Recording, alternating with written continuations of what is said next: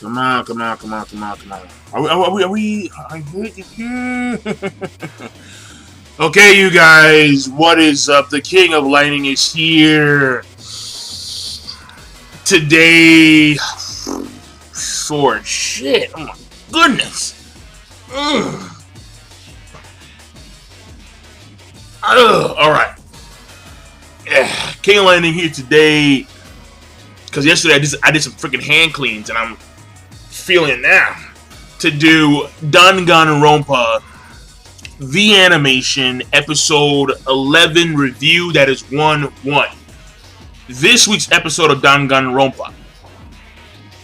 Okay, two things off the gate.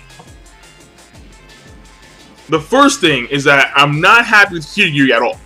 I'm not. I'm just not pleased with Kirigiri. And at the same time, Naegi. That's number one.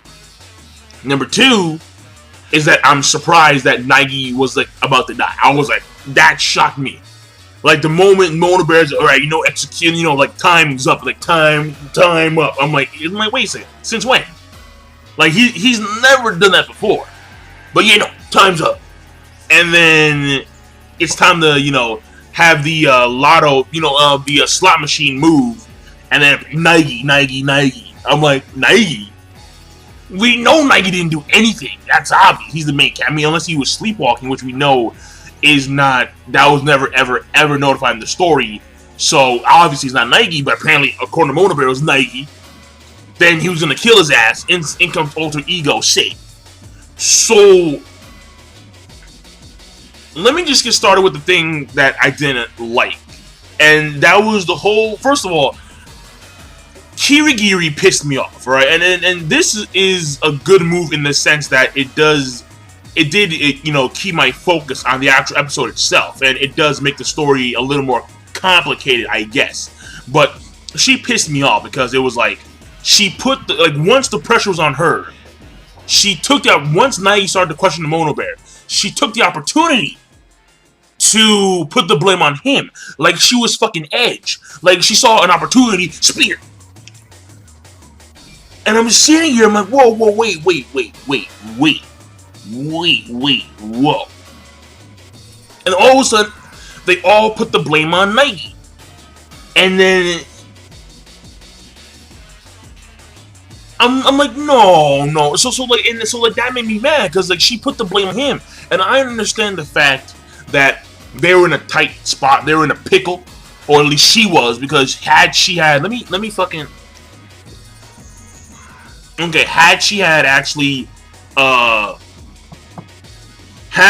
the one to be put in that position, then she may have died. I mean, we can assume that the Alter Ego would have saved Kirigiri in the same way Alter Ego saved Naegi. It's just that she didn't want to take that risk. She didn't know about Alter Ego infiltrating the network and actually putting a virus.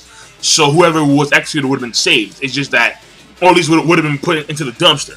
It's just that, in my personal opinion, the way I saw was that it was a real bitch move. And to put the icing on the cake, when she finally goes down into the garbage heap area, and then she, gives Naegi the food so they can get out of there, Naegi was like, it's not your fault. It's the Mono Bear, it's the mastermind who put us here in the first place. And I'm sitting here, I'm like, wait, hold on, stop, time. She just framed you. And you're not pissed. Why? Exactly. Because the mastermind put us in the school? Yeah, but she just framed her ass. Had Alter Ego not come there and saved you, you would have died. You would have been crushed. And he wasn't upset at all. At least smack her a few times. I'm seriously. I'm like, no, wait, hold on. You saved me, and I appreciate that. But I'm in here specifically because of you. I'm here in this position because of you. And I got lucky. If I was unlucky, I would have died. Just to further your ambition. What does your ambition have to do with me if I'm dead? So that deserves straight up That's it, right there. At least. And maybe a gut punch, too. Fuck it. No, seriously, because that really made me mad. I'm not gonna lie about that. I was quite upset. Because, like, she deserved, like...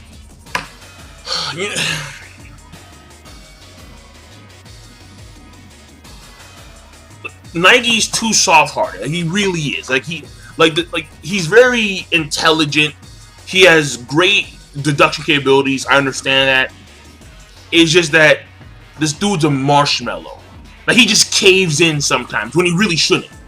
Again, like, the fact that she put the blame on you is something that should have upset you greatly.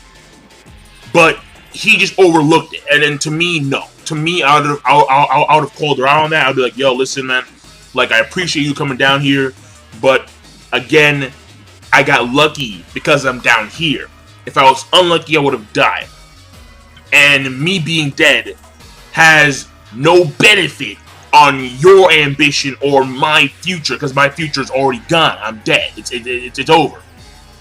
So that to me, I felt like should have been like at least played out in the actual story, where Nike was actually like upset for a period of time, and that would have been reasonably so, because again, the whole what I just said before, I might say like a third, fourth, fifth time, because like you guys get it. So that to me, no. But it was kind of cool to see Togami actually pressure her, because technically she was the only one, and how she was actually like legit lying, because she said, well, I can't get into the room because you have the key, and Nike knew, but wait a second, you have the master key, and the master key can open all the doors to this in this building, so you're obviously lying. And he put faith in her, and I understand it's the whole faith and hope concept, how like the despair part, and like because like Itsaba, even though we didn't know who she was, you know, the super duper high school despair, and then Kirigiri is the super duper high school detective. So I guess she's the hope, she's the countermeasure to the despair. It's just that the thing about it was that Nike being upset wouldn't be it would be just, alright? It would be just, it would make a lot of sense, alright? But let's move on here.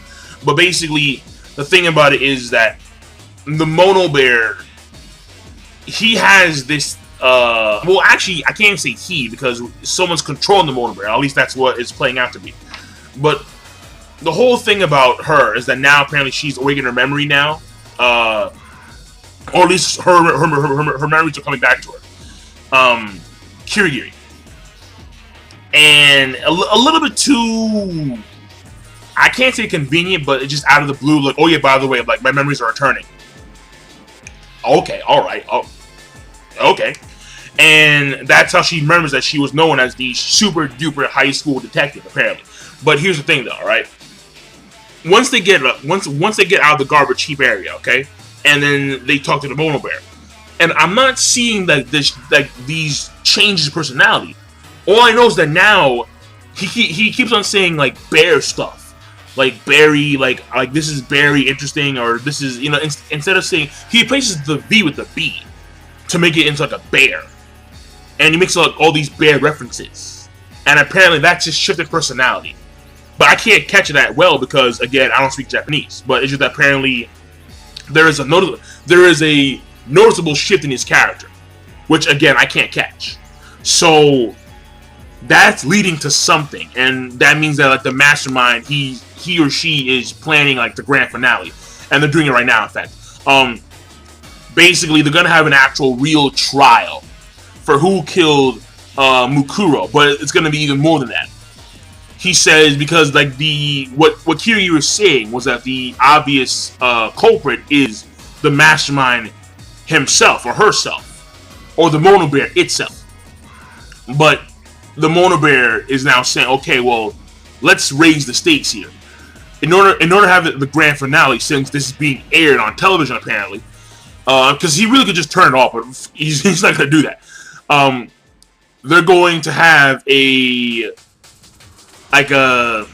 almost like a Scooby-Dooby-Doo solving mystery case over here, where they're going to try and solve all the mysteries in the school. And if they fail to do so, the entire class, meaning, of course, Naegi, Kirigiri, Hagakure, Asahina, Togami, Fukawa, they're all going to be executed. So, the stakes are high. But the episode overall, animation is, as usual, pretty good. The pacing was also fairly decent. Like, not monumentally, like, they covered quite a bit of ground. Though I will say, at the beginning, the fact that they kind of skipped over a majority of the investigation, that to me threw me off. I can't deny that. So that I'm not pleased about, but I'll take it because it is what it is. And when it came to the story progression overall, we are now in the final stages, and they have one more classroom trial to hold, and they're gonna try and solve all the mysteries here. So there has been a fair amount of story progression. I am curious as to how they're gonna solve the mystery for the photos with the other schoolmates that were dead. Like people like that actress and that goth chick and like the fat dude. Like they knew each other apparently at some point in time, but that gets the way it is. But well, no, it's not the way it is because we don't know. So hopefully they solve that because I'm very curious as to how things are going to pan out. But we are reaching the season finale. I'm thinking episode 13. Yeah, probably 13. 12, I think, is a little bit too short. 13, because they need to cover a lot of ground. And all that ground can't be covered in only one episode. I highly doubt that. So episode 13, I'm pretty sure that this series is going to end then. So that being said, I'm done. Episode rating overall, I thought it was a good episode. I did. Because it did rile up some emotions here on me. Because again, Kirigiri, that was a real bitch move. You deserve at least a few gut punches. At least. Like, we need to get Goldberg inside here. Start doing crazy shit, man. We need to get Brock Lesnar here. F5. Just something, alright? But yeah, I'm done. Good episode rating overall, and I'm signing out. Be sure, of course, rate, comment, and subscribe as always. Peace. Have a nice day.